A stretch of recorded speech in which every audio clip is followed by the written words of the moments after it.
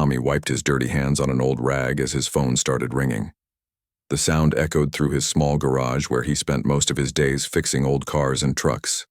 Oil stains covered his blue work shirt, and his boots were caked with mud from the morning rain.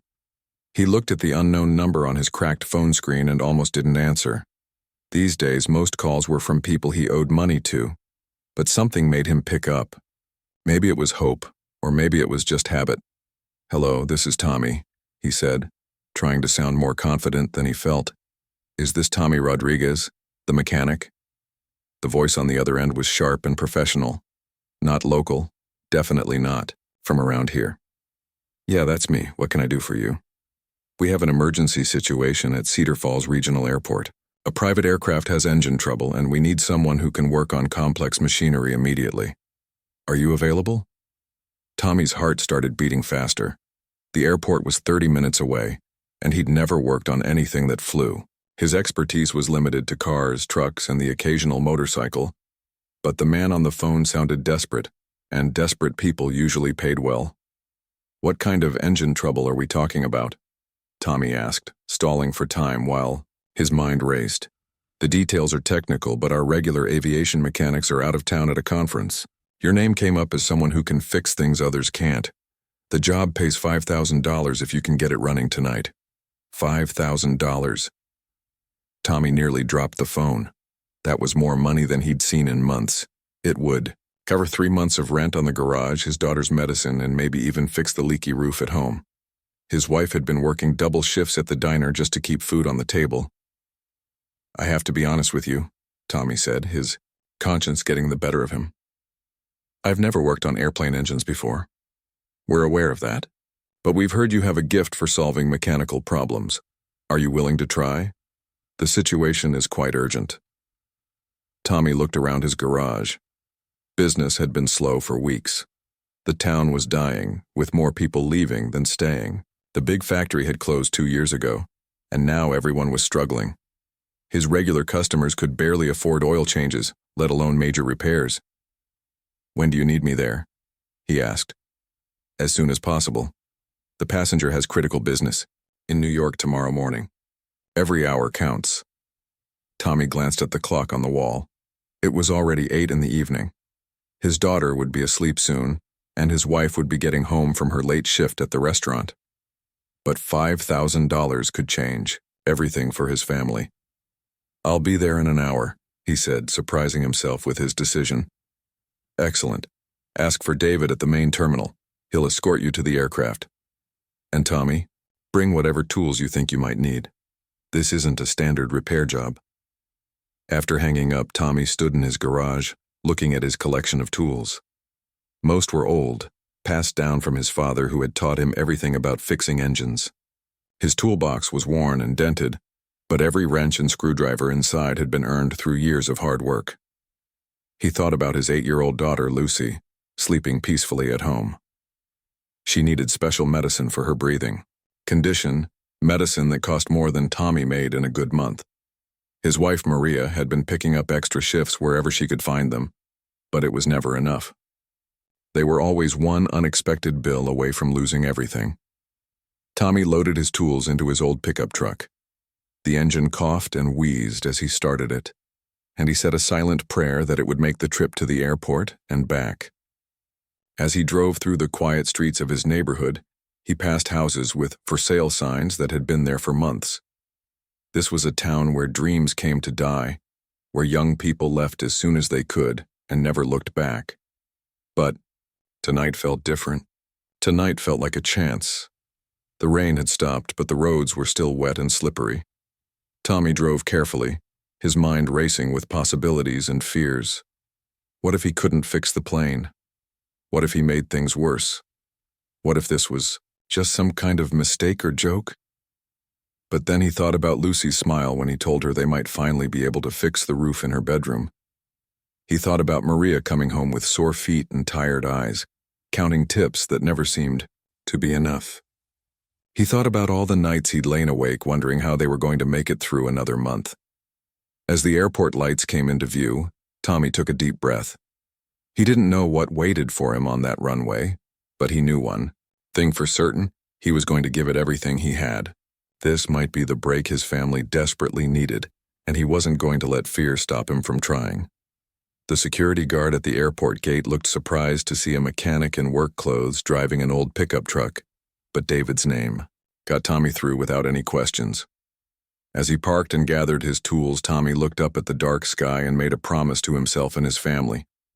Tonight he would find a way to make that engine run, no matter what it took. David met Tommy at the main terminal entrance, looking exactly like what Tommy expected from an airport official. Clean suit, clipboard in hand, and a worried expression that said this whole situation was giving him a headache. "You must be Tommy," David said, shaking his hand quickly. "Thank goodness you're here. Follow me and I'll take you to the aircraft." As they walked across the tarmac, Tommy's eyes widened. He'd never been this close to a private jet before. The thing was huge, sleek, and probably cost more than his entire neighborhood. The white paint gleamed under the airport lights, and Tommy could see his reflection in the polished surface. "That's a beautiful machine," Tommy said, whistling softly. "It belongs to one of our most important clients," David replied, lowering his voice. "The passenger has been very patient, but he really needs to be in New York by morning. There's a lot riding on this repair." As they got closer to the plane, Tommy noticed a man in an expensive-looking suit walking back and forth near the aircraft. He was talking on his phone, and even from a distance, Tommy could tell the conversation was intense.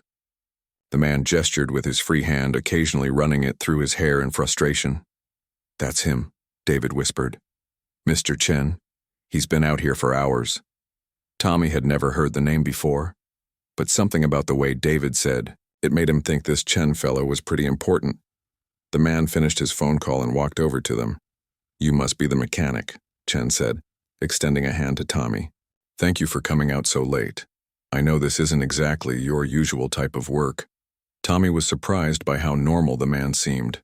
Sure, his suit probably cost more than Tommy made in 6 months, and his shoes were shinier than Tommy's truck, but he spoke like a regular person. No attitude, no looking down his nose.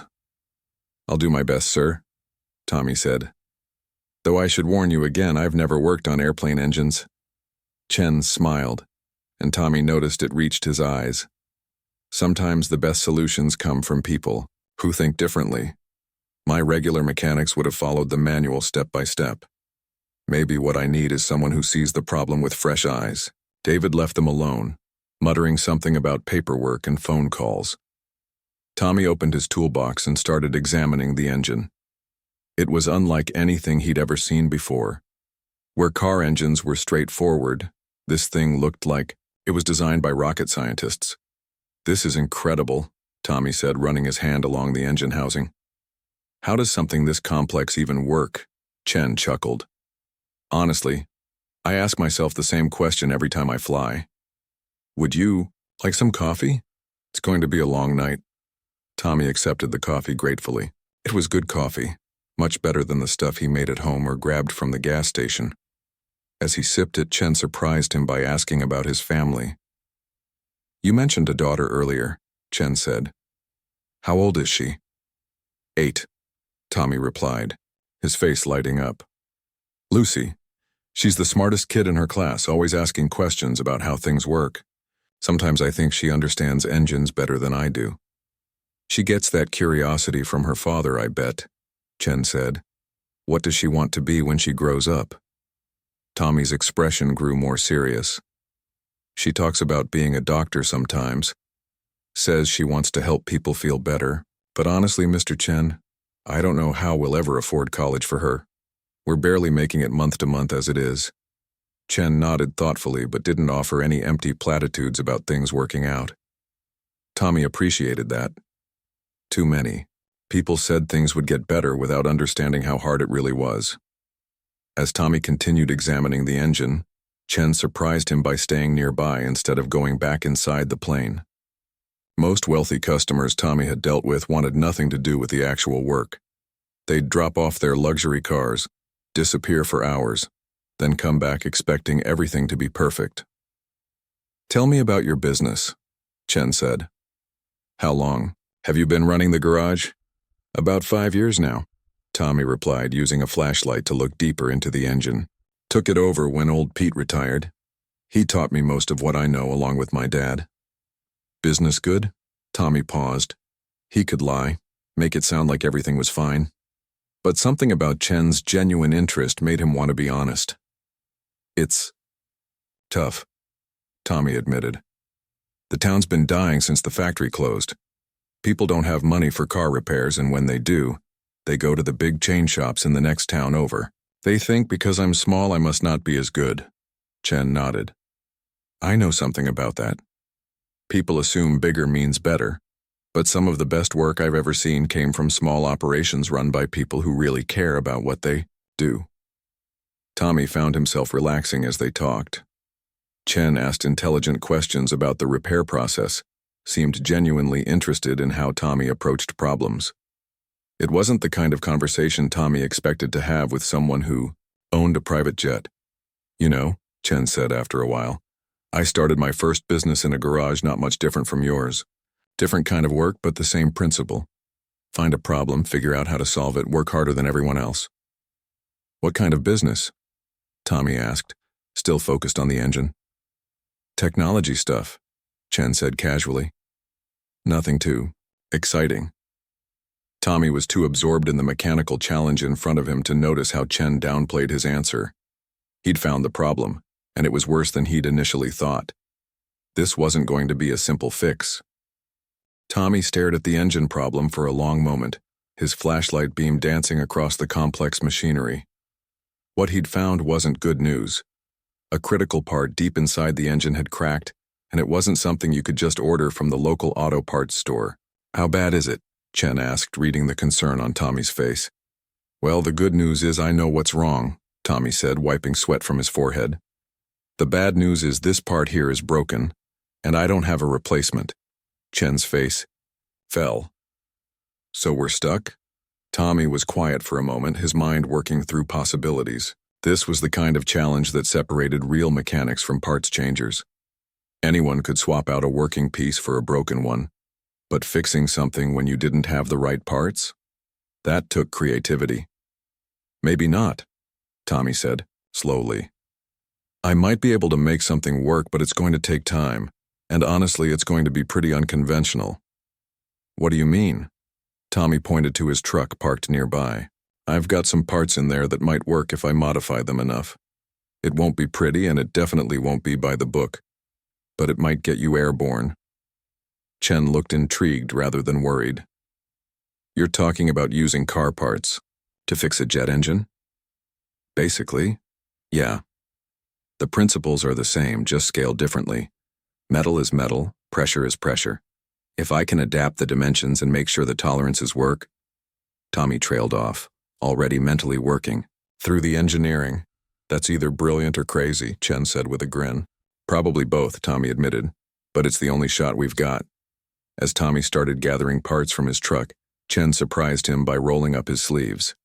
What can I do to help? You don't need to do that, Mr. Chen.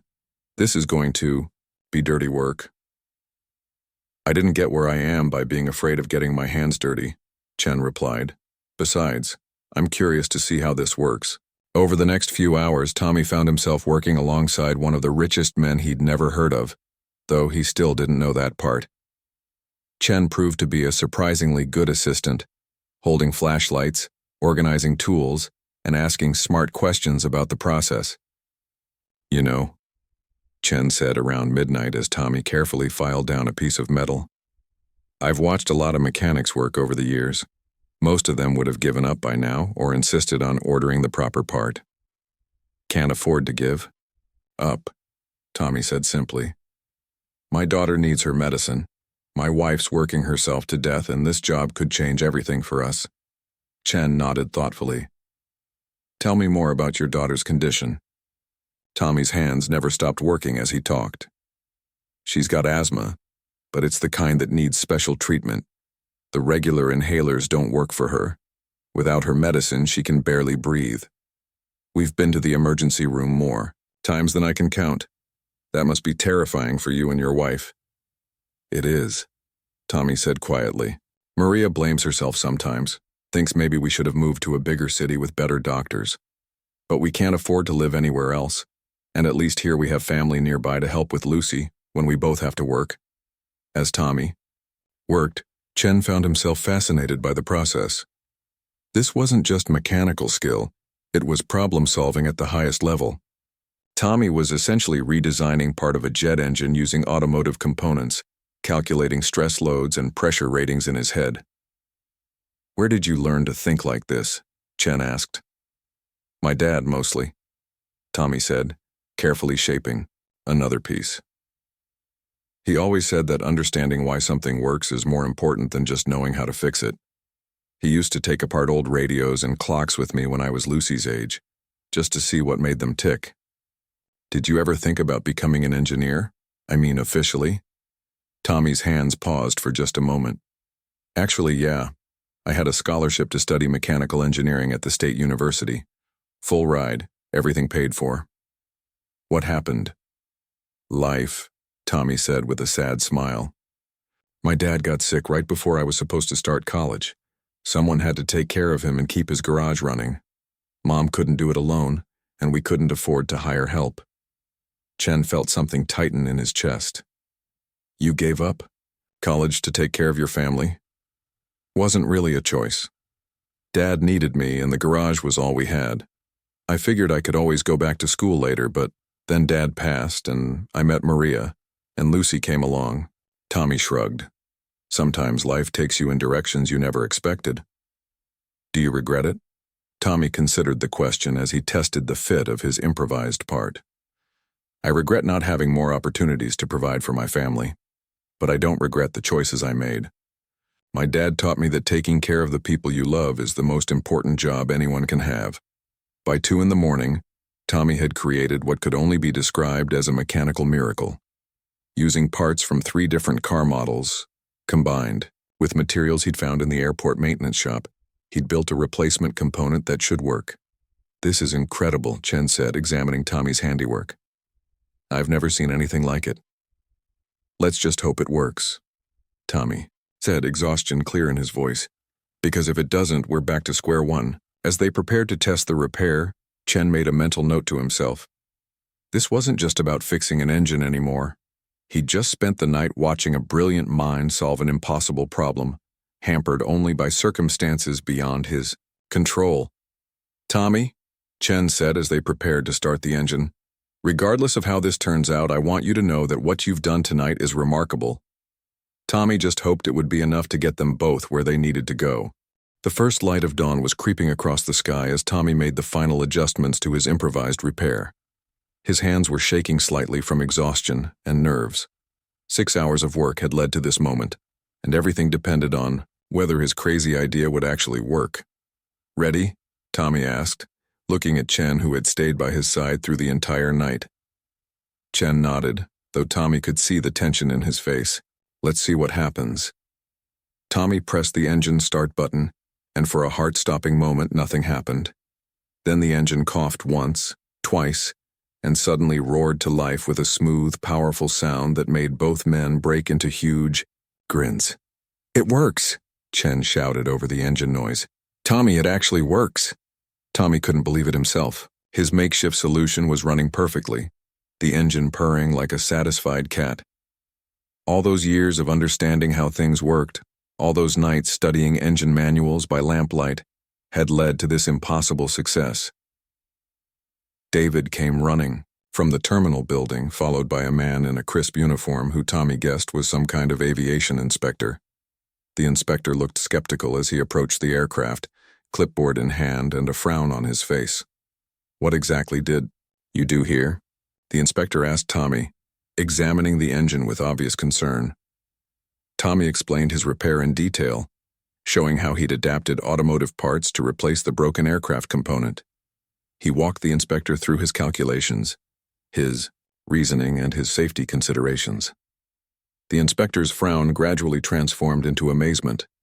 "This is unconventional, to say the least," the inspector said. "But the engineering is sound. I've never seen anything like it, but it should be safe for flight." Chen's relief was obvious.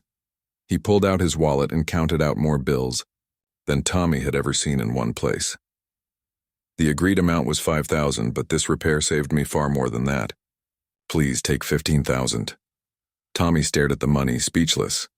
$15,000 would solve every problem his family faced. Lucy's medicine for the next year, the garage rent, the roof repair, maybe even a small savings account for emergencies.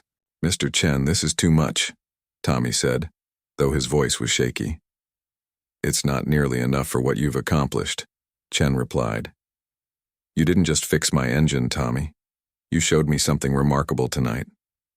As Chen prepared to leave, he reached into his jacket and pulled out a simple business card. It was plain white with just a name and phone number printed in black ink. Nothing fancy, nothing that screamed wealth or importance.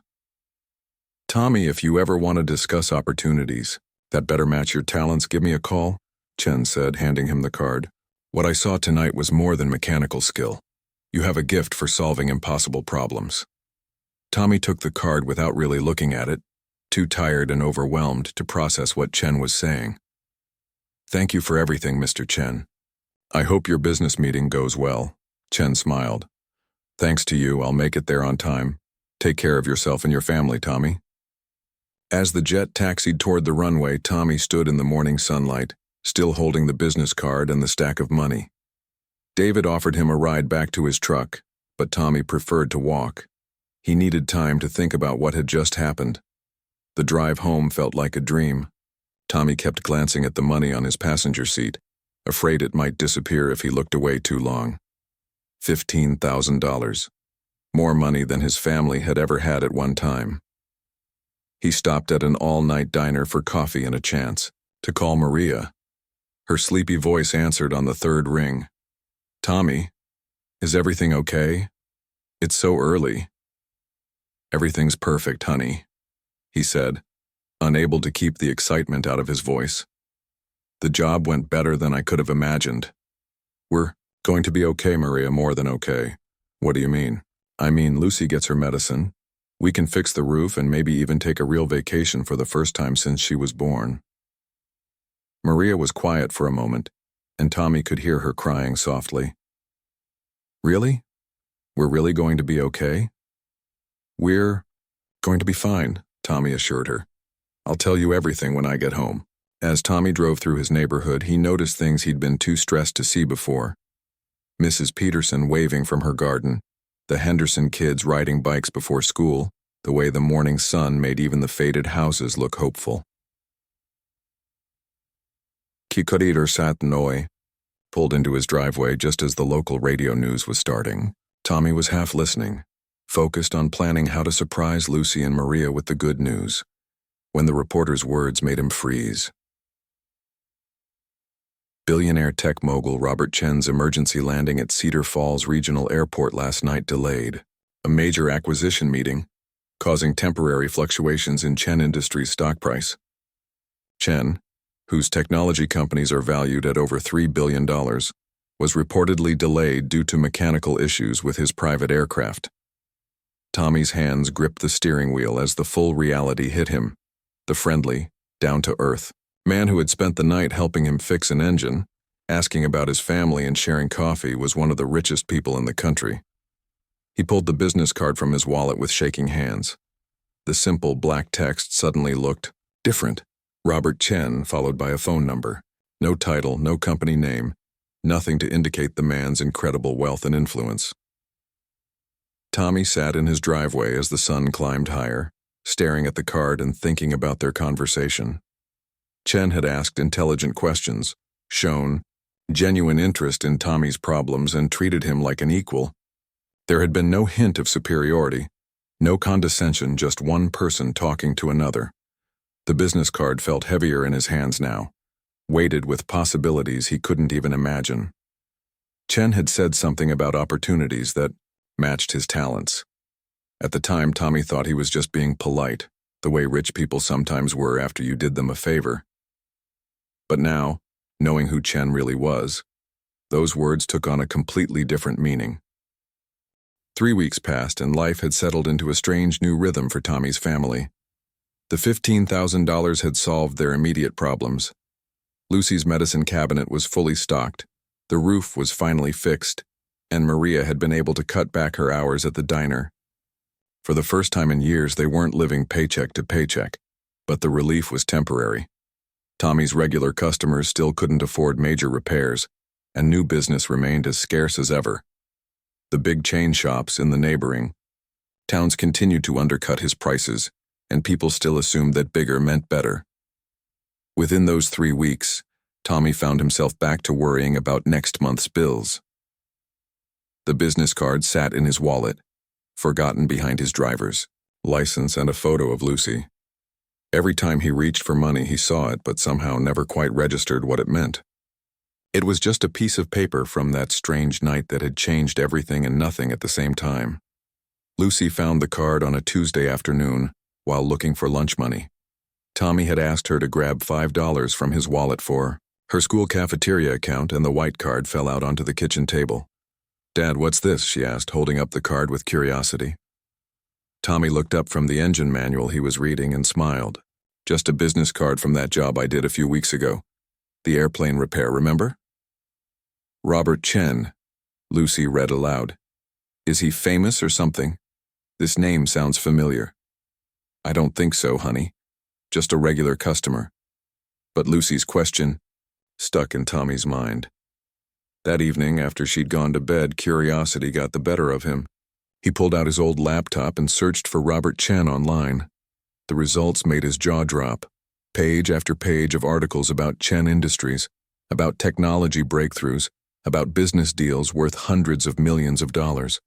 Photos of Chen at conferences, shaking hands with world leaders, speaking to crowds of thousands.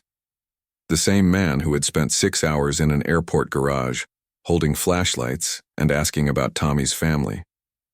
Tommy scrolled through article after article, each one revealing more about the empire Chen had built.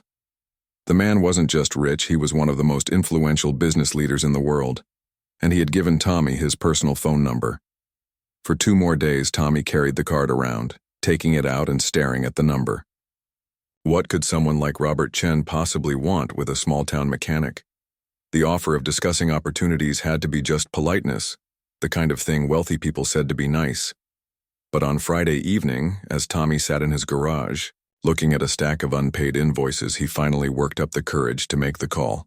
The phone rang twice before a familiar voice answered. "This is Robert." "Mr. Chen, this is Tommy Rodriguez, the mechanic from the airport."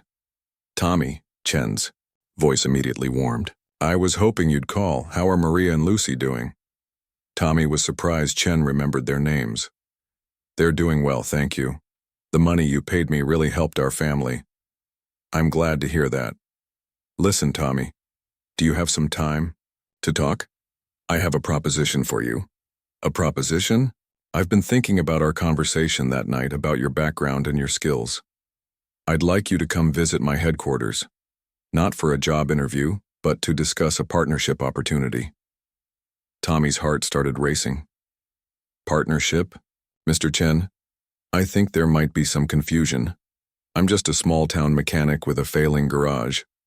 Chen laughed. "Tommy, what I saw that night wasn't just mechanical skill. You solved an impossible problem using nothing but creativity and determination. You understand systems in a way that most engineers with fancy degrees never will."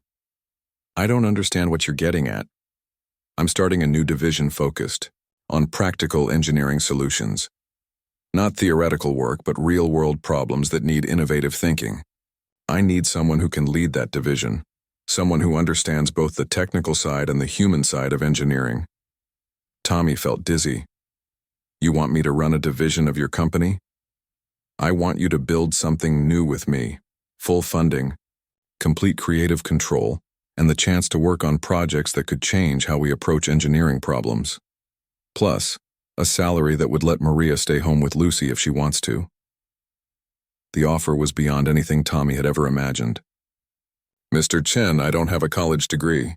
I don't have experience running anything bigger than a 2-person garage. Tommy, some of the best leaders I know learned by doing, not by sitting in classrooms.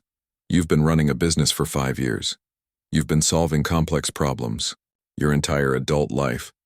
And most importantly, you have something that can't be taught: integrity." Tommy was quiet for a long moment, trying to process what he was hearing. I know this is a lot to take in, Chen continued. Why don't you bring Maria and Lucy up to visit next weekend? Let me show you what I'm thinking, and you can decide if it's something that interests you. You really mean this, don't you? Tommy, that night at the airport you didn't just fix my engine. You showed me what real problem-solving looks like. I've been in business for 20 years, and I've never seen anyone approach a challenge the way you did. I need that kind of thinking in my organization. After hanging up, Tommy sat in his garage for a long time, looking around at the tools and equipment that had been his world for so long. Through the window, he could see the lights in his house, where Maria was probably helping Lucy with homework. 6 months later, Tommy Rodriguez became the Director of Applied Engineering Solutions for Chen Industries.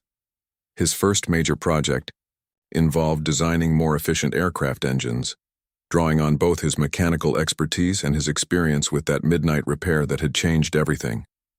But more than the title or the salary, Tommy had found something he'd thought was lost forever: the chance to use his mind to solve meaningful problems while providing a secure future for his family. Sometimes the most extraordinary opportunities come from the most ordinary moments, and sometimes the person who changes your life is someone you'd never expect to meet.